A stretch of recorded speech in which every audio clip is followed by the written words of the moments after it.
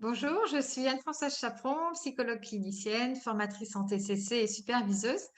Voilà, je m'adresse à mes collègues psychothérapeutes en TCC. J'ai choisi aujourd'hui de vous parler d'une nouvelle technique thérapeutique qui m'a vraiment soulagée de tout ce que je trouvais difficile dans mes prises en charge et j'avais envie de le partager avec vous. Ce que je trouvais difficile, ce sont les patients qui attendent qu'on les aide mais qui ne s'investissent pas suffisamment dans leur travail thérapeutique et qui, au final, finissent par résister au traitement. Tout ça avait comme conséquence pour moi beaucoup de fatigue et finalement arriver à me faire douter de mes compétences.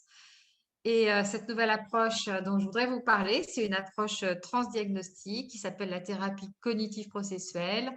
Elle est centrée sur les schémas, mais son originalité est qu'elle repose sur une métaphore qui est celle de la justice, dans laquelle, avec le patient, on va mettre en place, en scène, un procès. Et à partir de là, on va considérer que le patient souffre d'une ou de plusieurs auto-accusations, c'est-à-dire ces schémas, comme par exemple, je ne suis pas aimable, on ne peut pas m'aimer, je suis incompétent, je suis une mauvaise personne, etc.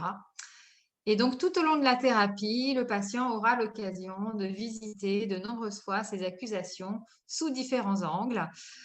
Celle d'un procureur qui accuse et donc qui symbolise bien sûr le schéma, celle d'un avocat qui défend et puis d'un juré qui va prendre de la hauteur et apporter un verdict le plus impartial possible. Et en fait, la grande nouveauté pour moi dans la thérapie cognitive processuelle, c'est premièrement une manière très structurée et en même temps très ludique de construire ces séances pas à pas jusqu'à l'atteinte des objectifs. Le deuxième point, c'est finalement, c'est une technique pour assouplir les schémas cognitifs, mais d'une manière très, très différente de celle proposée par Jeffrey Young.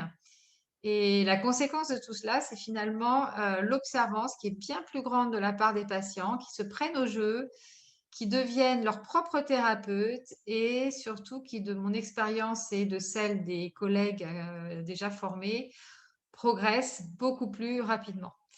Donc, je suis disponible pour en parler avec vous si cette approche vous intéresse et je vous dis à très bientôt.